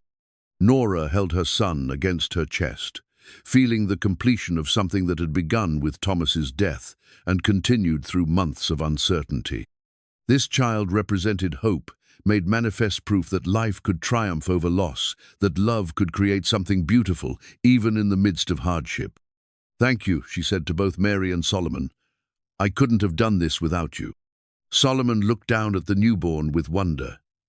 "What will you call him?" "Thomas, for his father. But I was thinking, would you consider letting him carry your name too? Thomas, Solomon, Whitcomb, Baker. He'll need strong examples of what it means to be a good man, and you've already shown him what courage and loyalty look like." The honor of having his name joined with that of Nora's husband moved Solomon deeply. It was recognition not just of his assistance during the birth, but of his place in this unconventional family they were creating. As the Choctaw women helped Nora settle into comfortable rest, Robert Ridge approached Solomon with news that would change everything they thought they knew about their situation. "There's something else you need to understand about why Whitfield wants this land so badly," he said quietly. "It's not just about water rights." Robert Ridge's revelation came as Nora dozed with her newborn son, exhausted from the birth but peaceful in the safety of the hidden canyon. Solomon had been organizing their supplies when Ridge approached with a bundle wrapped in oiled leather, something that had clearly been hidden for safekeeping. "Before my brother Joseph died, he gave me this to hold until the right time," Ridge said, unwrapping the bundle to reveal a collection of official-looking documents. He said Solomon Baker would need these when he was ready to reclaim what was stolen from him. Solomon's hands trembled as he recognized his own name on the topmost papyrus deed to property in Louisiana, dated 1857. Below it were bank records, bills of sale for cattle and equipment, and a certificate of marriage between Solomon Baker and Ruth Chambers Baker. Most importantly, there were legal documents establishing his status as a free man and landowner, papers that proved he'd never been anyone's property. "These are mine," Solomon whispered, his voice thick with emotion. "But how did Joseph get them?" "He bought them from a man in Shreveport who'd acquired them from your former captor," Ridge explained. "Joseph knew that someday you'd need proof of who you really were. He spent 2 years tracking down these documents and paid more than he could afford to get them back." The implications struck Solomon like a physical blow. For 6 years, he'd accepted his status as a slave because he'd had no way to prove otherwise. But all along, the evidence of his true identity had existed, had been preserved by a friend who understood that stolen identity was just as devastating as stolen freedom. "There's more," Ridge continued, producing another set of documents. "Legal papers showing that the land Nora inherited doesn't just control water rights, it sits on top of a geological formation that may contain significant mineral deposits. Gold, possibly silver, and definitely coal. That's why Whitfield wants it so badly." Nora stirred at the sound of their conversation, holding baby Thomas close as she tried to process what she was hearing. "Mineral rights. Thomas never mentioned anything about mining." "Your husband probably didn't know," Ridge said. "The geological survey was done quietly by Confederate agents during the war, looking for resources to fund their cause. When the war ended, that information ended up in private, and specifically, in the hands of men like Whitfield, who saw an opportunity to claim valuable land from vulnerable owners." Solomon studied the documents that proved his legitimate ownership of 300 acres of prime Louisiana farmland. The property had been productive and profitable before his forced captivity, worth far more than the Arkansas homestead they were struggling to reach. But it also represented something deeper, the restoration of his identity as a free man who'd built something of value through his own labor and skill. "This changes everything," he said quietly. "How so?" Nora asked, though she was beginning to understand the implications herself. "Because I'm not just a former slave helping a widow reach her land. I'm a property owner in my own right, someone with legal standing and resources to fight men like Whitfield." Solomon's voice grew stronger as the reality sank in. And more than that, I have grounds to file criminal charges against the men who kidnapped and enslaved me." The transformation was remarkable to witness. The careful deference that Solomon had maintained throughout their journey began to fall away, replaced by the natural confidence of a man who knew his own worth and had the documentation to prove it. Years of enforced subservience couldn't be erased instantly, but the foundation for rebuilding his dignity was now in place. "There's something else," Ridge said, producing a final document that made Solomon gasp. "Joseph also located records from the slave auction where your wife and son were sold. They went to a plantation outside Natchez, Mississippi, but the owner freed all his slaves in 1863 and provided them with travel papers to go north."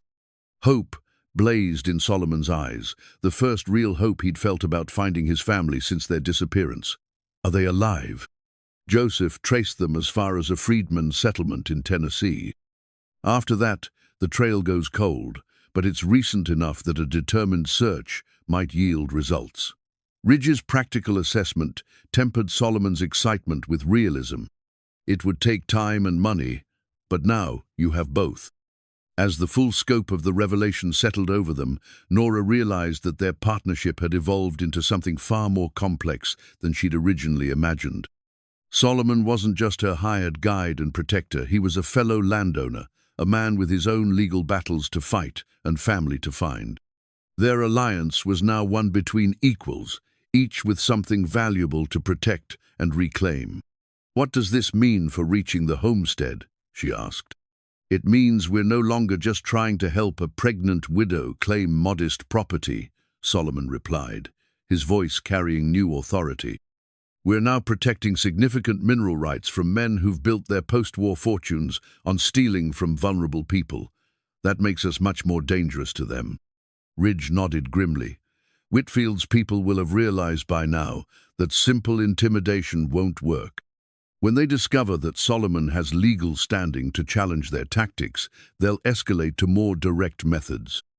The baby stirred in Nora's arms, making the small sounds that announced feeding time. As she began to nurse him, she marveled at how much had changed since his birth just hours earlier. Thomas Solomon Whitcomb Baker was being born into a world where his makeshift family had gone from desperate refugees to legitimate claimants with the resources to fight for what was rightfully theirs. "Solomon," she said as the implications continued to unfold, "if you have your own land to reclaim, your own family to find, why continue helping me? You could return to Louisiana immediately, file your legal claims, begin searching for Ruth and Gabriel." Solomon considered the question seriously, understanding that she was offering him an honorable exit from obligations that had been undertaken under different circumstances. But as he looked at Nora nursing her newborn son, he realized that his sense of responsibility had evolved beyond mere contractual obligation. "Because we started this together, and finishing it together makes us all stronger," he said finally. "Your homestead controls water and mineral rights that could benefit many people if managed wisely. My property in Louisiana gives me a base of operations for finding my family and fighting the men who destroyed so many lives. Working together, we can accomplish more than either of us could manage alone." It was a practical alliance, built on mutual respect and shared purpose, exactly the kind of partnership that Thomas Whitcomb had envisioned when he wrote about choosing the right person to trust. But it was also something more. The beginning of a chosen family bound together by common struggles and complementary strengths. "Besides," Solomon added with a slight smile, "someone needs to teach young Thomas here how to read the weather and follow a compass. I figure that's going to be a long-term job." As morning light filled the canyon and the Choctaw women prepared breakfast for the new mother, Robert Ridge outlined the practical steps for reaching the homestead safely. With Solomon's restored legal status and Nora's documented ownership, they now had the foundation for a legal battle against Whitfield's claims. But first, they had to reach the property alive and establish physical possession of the land. "The final approach will be the most dangerous," Ridge warned. "Once you leave tribal protection, you'll be in contested territory where Whitfield's men can operate freely." But you'll also be close enough to legitimate authorities that witnesses to any violence could create serious problems for them. The paradox of their situation was becoming clear. They were simultaneously more powerful and more vulnerable than they'd been at the start of their journey. Power, it seemed, came with its own set of dangers, but also with the resources to meet those dangers on more equal terms. As they prepared for the final leg of their journey, Solomon carefully folded his restored documents and placed them in the same pocket where he carried his father's compass. Identity and direction, two things that had been stolen from him, but were now restored through the loyalty of a friend and the courage of a woman who'd refused to accept that ownership of human beings was ever legitimate. The forged freedom papers that had once defined his captivity were now replaced by authentic documents that proved his true worth. But more importantly, he was traveling toward a future where his value would be measured not by papers at all, but by the family he was choosing to build and protect. 3 days after Thomas's birth, Nora was strong enough to travel again. The Choctaw women had provided traditional remedies that promoted healing and energy, while baby Thomas proved to be remarkably hardy for such an early arrival. As they prepared to leave the safety of the hidden canyon, Mary Ridge pressed a carefully wrapped bundle into Nora's hands. "Medicine for baby," she explained, "and this for when fighting comes." Inside the bundle, alongside dried herbs and healing preparations, was Nora's old field surgeon's bone, saw-cleaned, sharpened, and fitted with a new leather-wrapped handle that made it easier to grip. The tool that had saved countless lives during the war had been transformed into something that could serve as both medical instrument and weapon if necessary. "You think there will be fighting?" Nora asked, though she already knew the answer. "Men like Whitfield don't give up valuable things without forcing others to take them," Mary replied with the practical wisdom of someone who'd seen too much of human nature. "But you are stronger now than when you came here. You have baby to protect, man to trust, and proof of what belongs to you." The transformation in their circumstances was remarkable. What had begun as a desperate flight by a pregnant widow and her hired guide had evolved into something approaching a military campaign. Solomon now carried himself with the confidence of a man who knew his legal rights and had the documentation to enforce them. Nora, despite her recent childbirth, moved with the determined focus of a mother protecting her child's inheritance. The final approach to the homestead would take them through a narrow valley where the spring-fed creek carved its way between limestone bluffs. It was beautiful country, but tactically dangerous, limited escape routes and plenty of places for ambushes. Robert Ridge's warriors would escort them to the edge of tribal lands, but beyond that point, they'd be on their own. "Whitfield will make his move in that valley," Ridge predicted as they studied the rough map. "It's the logical place to stop you before you can reach witnesses or legal authorities." Solomon nodded, his trail driving experience providing insight into the tactical situation. "Narrow ground works both ways, though. If we're prepared, we can make it costly for them to attack." Over the past few days, Solomon had been teaching Nora how to handle firearms effectively. Her medical training had given her steady hands and good coordination, but she'd never had to shoot at anything more dangerous than rabbits. Now, with baby Thomas strapped securely to her chest in a Choctaw-style cradleboard, she practiced loading and firing her husband's rifle until the motions became automatic. "The key is not to think of it as shooting at people," Solomon instructed as she worked on accuracy. "Think of it as protecting your son from men who would harm him. Maternal instinct is stronger than squeamishness about violence." He was right. When Nora imagined threats to baby Thomas, her hesitation disappeared entirely. The rifle became an extension of her will to protect, and her shooting improved dramatically. She would never be a marksman, but she could hit what she aimed at when it mattered. As they made final preparations for departure, Robert Ridge approached Solomon with one last piece of crucial information. "There's something else about Whitfield you should know. He's not just after the mineral rights, he's trying to establish a Confederate stronghold in Indian Territory, a place where the old social order can be maintained despite Reconstruction policies." The political implications were staggering. Whitfield wasn't just a claim jumper or common criminal. He was part of a larger conspiracy to undermine federal authority in the region. Success for him would mean not just personal profit, but the establishment of a power base for former Confederates who refused to accept the war's outcome. That explains the organized pursuit, the quality of his men, and why he's willing to risk so much for this particular property, Solomon observed. He's not just fighting for land, he's fighting for a vision of what the post-war South should look like. It also explained why their resistance had drawn such violent response. By refusing to be intimidated, by proving that a former slave could reclaim his legal rights and a Union widow could defend her inheritance, they were challenging fundamental assumptions about who had power in the new America being born from the war's ashes. The morning of their departure dawned clear and cold, with autumn frost painting the canyon walls in crystalline beauty. As they loaded their wagon for the final time, Nora felt the weight of everything that had brought them to this moment. Thomas's death, the slave auction, the dangerous journey, the birth of her son, and the revelation of Solomon's true identity. Baby Thomas slept peacefully in his cradle board, blissfully unaware that his life was about to be determined by events that would either secure his inheritance or destroy his family before his first week of life was complete. But Nora drew strength from his presence, understanding that she was no longer fighting just for abstract principles, but for the concrete future of the child in her arms. "Are you ready for this?" Solomon asked as they prepared to leave the Choctaw sanctuary. "I've been ready since the moment I tore up that bill of sale," Nora replied. "Everything since then has just been preparation for whatever comes next."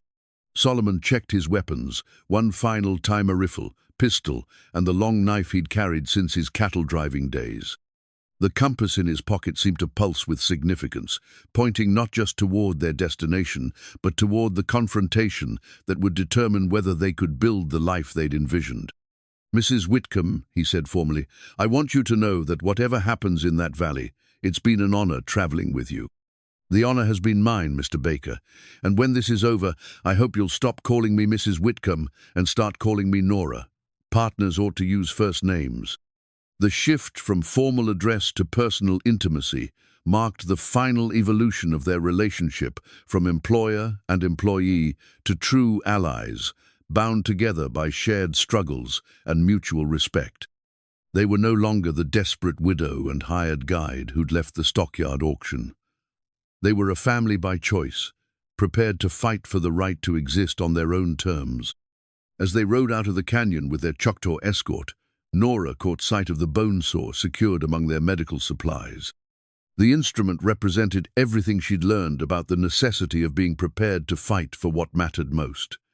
In field hospitals, she'd used it to save lives by removing damaged limbs. Now, if necessary, she was prepared to use it to save lives by removing human threats to her family's safety. The valley that contained her homestead lay just beyond the next ridge. Somewhere in that beautiful, dangerous landscape, Colonel James Whitfield was waiting with 12 armed men, ready to claim by force what he couldn't obtain through law or intimidation. But he would find that the pregnant widow and hired Negro he'd dismissed so confidently had become something far more formidable than he'd anticipated. They were no longer victims fleeing toward uncertain sanctuary. They were landowners returning to claim what belonged to them, and they carried the proof of their legitimacy in legal documents, loaded weapons, and the unshakable conviction that some things were worth fighting for, regardless of the odds. As the sun climbed toward its zenith, Nora adjusted baby Thomas in his cradle board and checked the rifle across her lap one final time. Behind them lay safety and the temptation to simply disappear into a life of grateful obscurity. Ahead lay everything Thomas Whitcomb had died fighting for, everything Solomon Baker had lost and was determined to reclaim, and everything baby Thomas would inherit if his makeshift family proved strong enough to defend it. The valley awaited, beautiful and treacherous, as a promise that might be kept or broken, depending on the courage of those bold enough to claim it.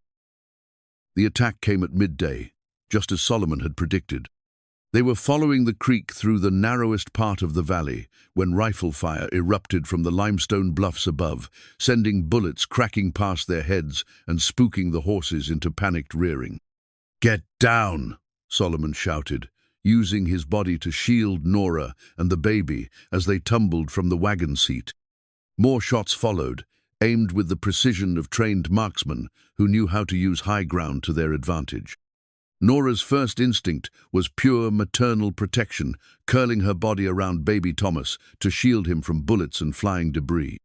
But her second instinct, honed by years in field hospitals under fire, was to assess the tactical situation and respond accordingly. Through the chaos, she could see muzzle flashes from at least 6 different positions among the rocks above. "There!" She pointed toward a cluster of boulders that would provide cover while still allowing them to return fire. "Can we reach it?" Solomon's battlefield experience kicked in immediately. "On my signal, run for those rocks. Keep the baby covered and don't stop moving no matter what you hear." Above them, Colonel Whitfield's voice echoed off the canyon walls. "Mrs. Whitcomb, this doesn't have to end badly for you. Send the Negro out into the open, and we can discuss reasonable terms for your property transfer." The arrogance of it demanding Solomon's surrender as a precondition for negotiation crystallized everything that was wrong with Whitfield's worldview. Even now, facing armed resistance, he couldn't conceive of a black man and white woman as equal partners rather than master and servant. "Go to hell," Nora shouted back, surprising herself with the vehemence in her voice. Solomon grinned fiercely at her response. "That's my partner," he said, then bellowed his own reply toward the bluffs. "Colonel Whitfield, this is Solomon Baker, lawful owner of 300 acres in Louisiana and armed defender of legally documented property rights. You're trespassing on land that belongs to Mrs. Whitcomb, and you're threatening the life of an infant citizen of the United States. Withdraw immediately or face the consequences." The reference to his legal status seemed to surprise Whitfield's men. Several voices could be heard conferring among the rocks, suggesting that this wasn't the easy intimidation they'd expected. "Now," Solomon commanded. They sprinted for the boulder cluster as bullets whined around them, Nora clutching baby Thomas while Solomon laid down, covering fire with his rifle. Her medical bag bounced against her hip, the bone saw inside clinking against other instruments with each jarring step. They reached cover just as a concentrated volley shattered the air where they'd been standing moments before. Baby Thomas, startled awake by the gunfire, began crying with the lusty protest of a healthy newborn who found his current circumstances distinctly unsatisfactory. "Shh, sweetheart," Nora whispered, checking quickly to ensure he hadn't been injured. "Mama's going to fix this." From their new position, they had a better view of the tactical situation. Whitfield had positioned his men in a classic ambush formation marksman, on the high ground with clear fields of fire, blocking the only practical route through the valley. It was well planned and professionally executed, the work of men who'd learned their trade in cavalry actions during the war. But Solomon had learned his lessons in a different school. Years of defending cattle herds from rustlers and hostile bands had taught him that sometimes the best defense was aggressive counterattack. "Can you see that brass object glinting in the rocks to our left?" he asked Nora, pointing toward a reflection that caught the sunlight. "Yes, what is it?" "Signal mirror or compass. Probably their lookout post for coordinating the attack. If we can eliminate that position, we disrupt their ability to work together." Solomon reached into his pocket and withdrew the brass lantern that had served them throughout their journey.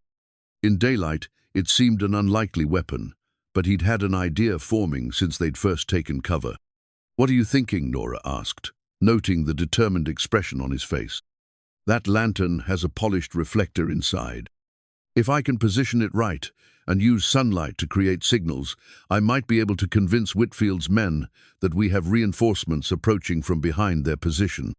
It was a desperate gambit, but Nora understood the psychology behind it. Men in ambush positions were naturally nervous about their own flanks and rear approaches. A few well-timed light signals suggesting the arrival of enemy forces could create confusion and panic among attackers who thought they controlled the situation. "Do it," she said, then took aim at the position Solomon had identified. "I'll keep their lookout busy while you work." Her first shot was closer than either of them had expected, the bullet striking rock just inches from the glinting object and sending fragments flying. A cry of pain and surprise echoed from the position, followed by angry shouting and a renewed volley of return fire. "Good shooting," Solomon called as he worked frantically to angle the lantern's reflector toward the sun. "Keep them focused on you for another minute." Nora's second shot was even better, actually striking the brass object and sending it tumbling down the cliff face with a metallic ringing that could be heard throughout the valley. The immediate result was a noticeable decrease in the coordination of Whitfield's attack. Without their central observation post, the individual gunmen were operating blind. Solomon's improvised signaling began to have effect as well. The flashing reflections from his lantern, carefully aimed at points behind Whitfield's positions, created the illusion of communication between approaching forces. Shouts of alarm and confusion began to replace the disciplined fire control that had marked the beginning of the engagement.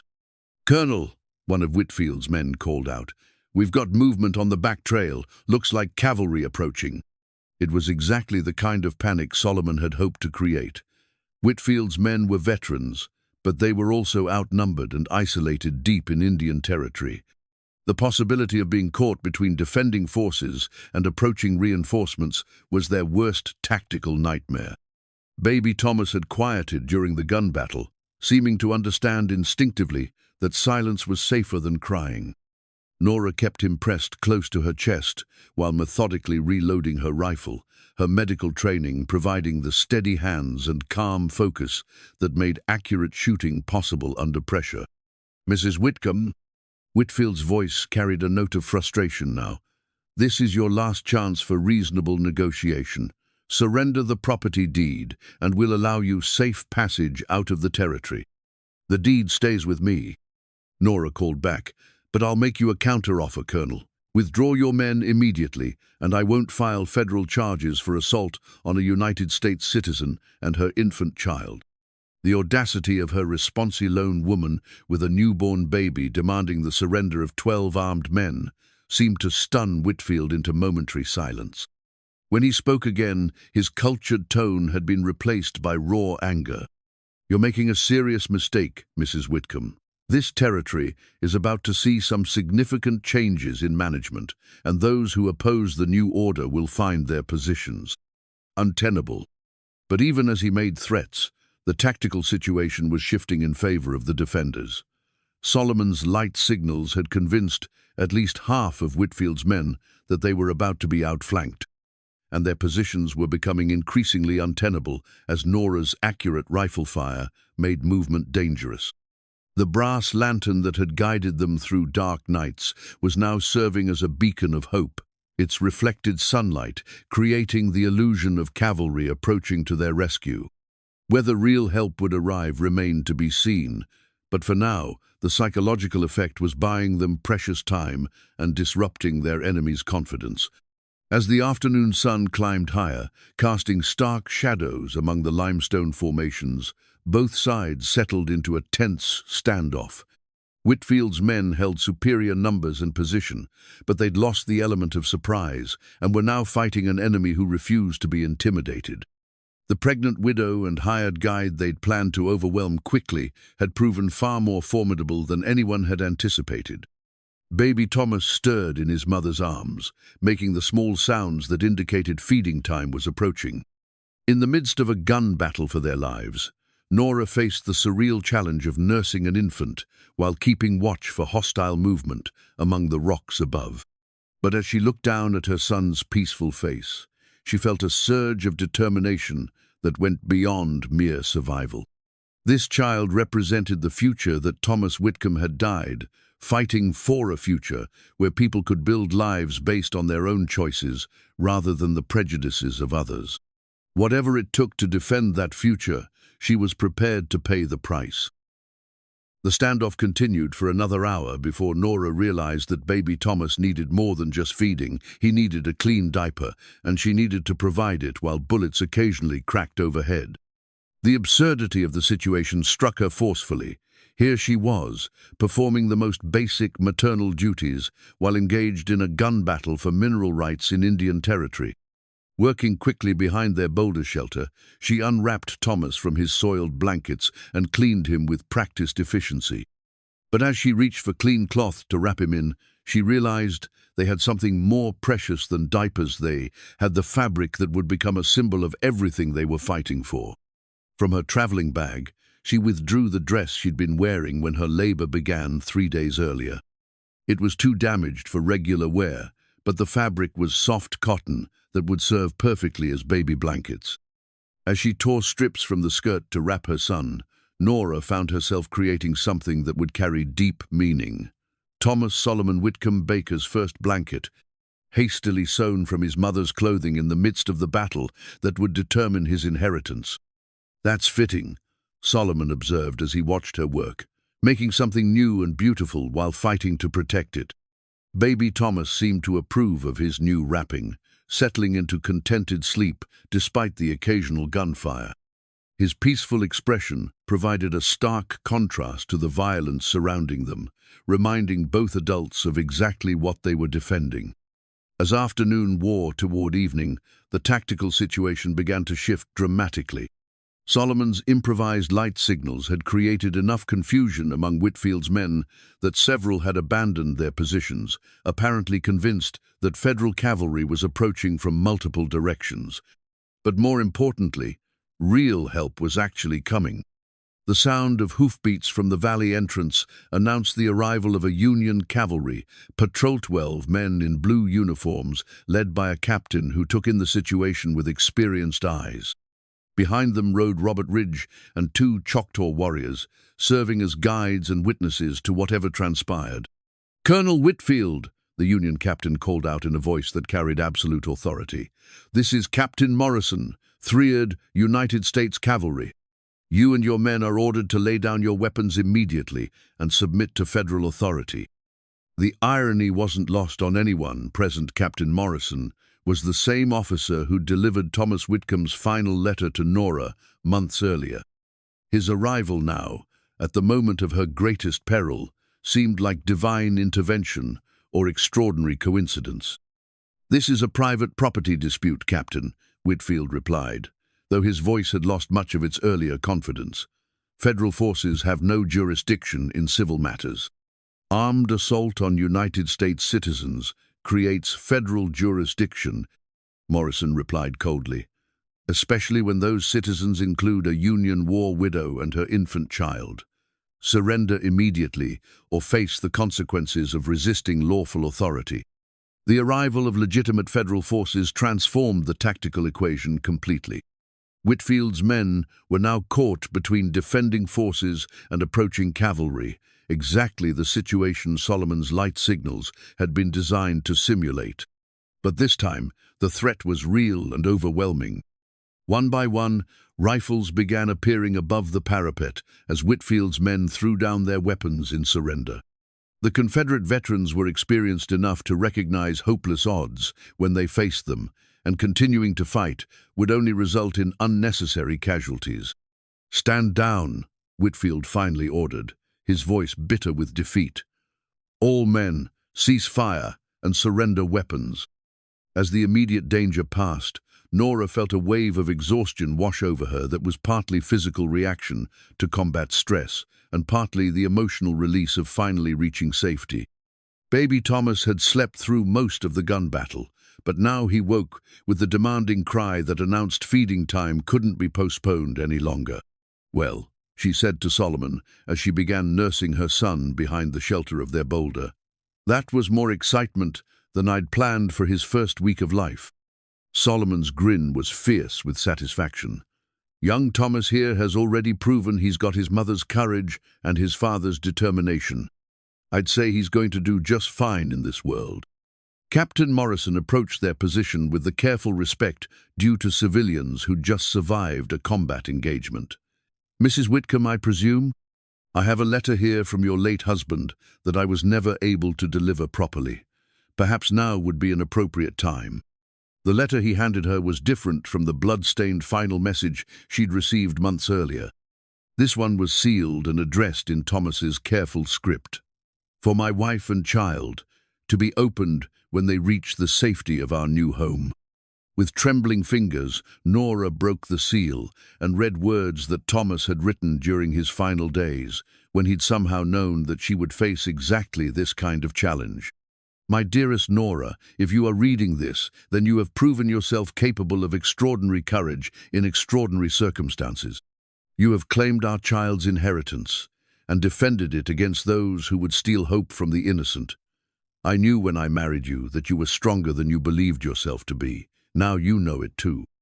Build something beautiful on the land I won, and teach our child that freedom is not given but taken by those brave enough to demand it. All my love, Thomas. The timing of the letter's delivery, arriving just as their struggle reached its successful conclusion, seemed too perfect to be mere coincidence. But whether it was Providence or simply Captain Morrison's understanding of dramatic timing, the words provided exactly the closure Nora needed.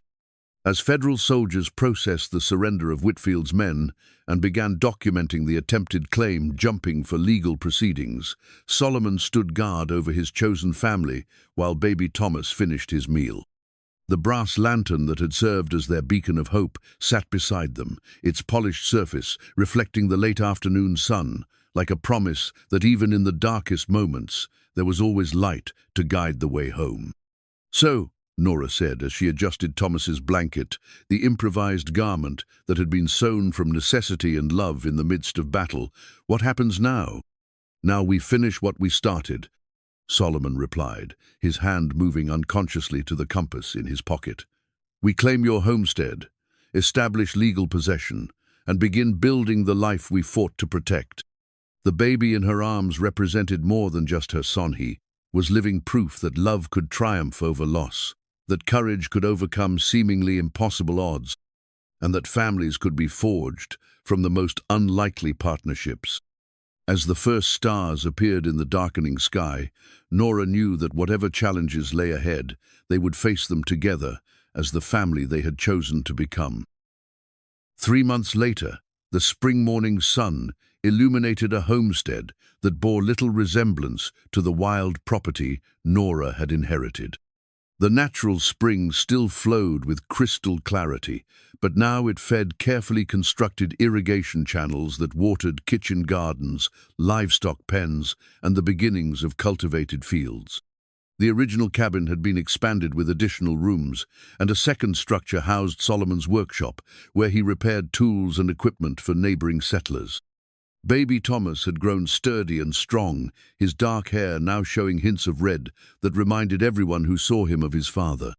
He spent his mornings in a cradle Solomon had carved from oak, watching the adult work with bright, curious eyes that seemed to take in everything around him. Nora often found herself marveling at how normal their life had become, how the desperate journey through hostile territory had evolved into the peaceful domesticity she'd dreamed of during the war. The legal proceedings following Whitfield's arrest had established clear precedents for property rights in the territory. Federal courts had ruled that mineral rights belonged to legitimate deed holders rather than claim jumpers, and several other disputed properties had been returned to their rightful owners based on the evidence gathered in their case. Solomon's restoration to his Louisiana property had created a sensation in legal circles, proving that careful documentation could overcome even years of false imprisonment. But perhaps the most significant change was the quiet ceremony that had taken place the previous month, when Judge Harrison had traveled from Fort Smith to perform a marriage that formalized what everyone already knew, that Nora Whitcomb and Solomon Baker had become a family in every way that mattered. The wedding ring Solomon had carved for Nora was a simple band of the same oak he'd used for baby Thomas's cradle, embedded with small stones from the spring that fed their land. It was humble compared to the silver band Thomas had given her years earlier, but it carried different meaning, not the romantic passion of youth, but the deeper partnership of two people who'd chosen each other after testing their compatibility under the worst possible circumstances. "Mrs. Baker," Solomon said as he entered the kitchen where Nora was preparing their morning meal. "That has a nice sound to it. I'm still getting used to it myself. Nora replied with a smile. 20 years of being a Whitcomb, then 3 months of being a widow, and now starting over as a baker. It feels like becoming a new person entirely. Solomon lifted baby Thomas from his cradle, marveling as he did every day at the trust the child showed toward the man who'd helped bring him into the world. The boy had been officially adopted with his new name, Thomas Solomon Baker, carrying the memory of his birth father while embracing the reality of his chosen family. "Any word from the search agents in Tennessee?" Nora asked. Solomon's expression grew hopeful. "Letter came yesterday from that detective Morrison recommended. He's found records of a woman named Ruth Baker and her son Gabriel living in a freedmen's settlement near Nashville. The ages match and the physical descriptions seem right. He's going to investigate further and send a report next month." The possibility of reuniting with his lost family had sustained Solomon through the difficult months of legal proceedings and homestead establishment. With his Louisiana property now restored and producing income, he had the resources to fund a proper search for the family that had been stolen from him. But he'd also found something equally valuable in his new life, with Nora and Thomas proof that love could grow from partnership and mutual respect rather than just romantic attraction. "When the report comes," Nora said carefully, "and if it is Ruth and Gabriel, what then?" It was a question they'd discussed many times without reaching a definitive answer. Solomon's marriage to Nora was legal and acknowledged, but it had been undertaken while his first wife's fate remained unknown. The moral and practical complications of such a situation were unprecedented in their experience. "I don't know," Solomon admitted. "If Ruth is alive, if she still considers herself married to me after all these years, we'll have to find a solution that honors everyone's rights and feelings. Maybe she's remarried. Maybe she's built a new life and wouldn't want to return to the old one. Or maybe she's been waiting and hoping just as I have." The uncertainty was difficult, but they'd learned to live with ambiguity and to trust that solutions would emerge when the time came for decisions. Their partnership had been forged in crisis and tested under extreme pressure. Whatever challenges arose from Solomon's search for his first family, they would face them together. A knock at the door interrupted their conversation, announcing the arrival of visitors who'd become regular callers at the Baker homestead. Robert Ridge and his wife Mary had taken to stopping by every few weeks, partly to check on baby Thomas's development and partly to discuss the water rights agreement that was proving beneficial to both families. "The spring is running stronger this year than I've seen in a decade," Ridge reported as they settled around the kitchen table. "Your management of the water flow has actually improved the supply for everyone downstream." It was gratifying to know that their stewardship of the land was creating benefits beyond their own property lines. The irrigation system Solomon had designed not only supported their crops and livestock, but also ensured that downstream users had reliable water access during dry periods. "We've been thinking," Mary Ridge said as she examined baby Thomas with the professional interest of an experienced midwife, "about establishing a medical clinic here. Nora's skills are needed throughout the territory, and this location would be convenient for families from several communities." The suggestion had obvious appeal. Nora's medical training was being wasted on the isolated homestead, and the region desperately needed healthcare services for women and children. But it would also mean opening their sanctuary to regular visitors, changing the quiet domesticity they'd worked so hard to achieve. "What kind of clinic?" Nora asked. "Nothing. Elaborate just. A clean room with proper equipment where you could deliver babies, treat injuries, and handle the medical emergencies that arise in frontier communities." Solomon's workshop skills would be valuable for building the necessary facilities. As they discussed the practical details of such an enterprise, baby Thomas began making the fussy sounds that indicated nap time was approaching. Nora lifted him from Solomon's arms and carried him to the cradle, singing softly the lullaby her own mother had used decades earlier in Kentucky. Watching her tend their son, Solomon felt the same sense of completion that had sustained him through the darkest moments of their journey. This was what Thomas Whitcomb had died, fighting for the right of people to build families based on love and choice, rather than social convention or economic necessity. Whether the future brought reunion with his lost family or continued growth of the family they'd created, Solomon knew that the compass his father had given him had finally led him home. As afternoon settled over the homestead, Nora found herself standing at the spring that fed their land, watching the clear water bubble up from deep underground sources. The spring represented everything their struggle had been about, something valuable that belonged to them by right, something worth defending against those who would steal it, and something that could sustain life and growth for generations to come. Baby Thomas slept peacefully in his father's arms, while Solomon pointed out the various improvements they'd made to the property, the expanded garden, the new chicken coop, the workshop where he was crafting furniture for their growing household. Each addition represented another choice to build rather than simply survive, to create beauty and utility from the raw materials of hope and determination. The wedding ring on Nora's finger caught the late sunlight, its simple design reflecting the straightforward partnership that had grown from their unlikely alliance. They were no longer the desperate widow and hired guide who'd met at a slave auction. They were husband and wife, parents and partners, builders of a life that honored both the memory of what they'd lost and the promise of what they were creating together.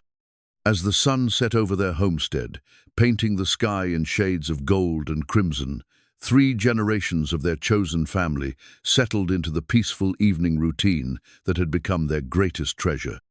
Baby Thomas babbled contentedly in his father's arms while his mother prepared their simple meal, and outside their windows, the spring continued its eternal flow, sustaining the life they'd fought so hard to protect and the future they were determined to build together.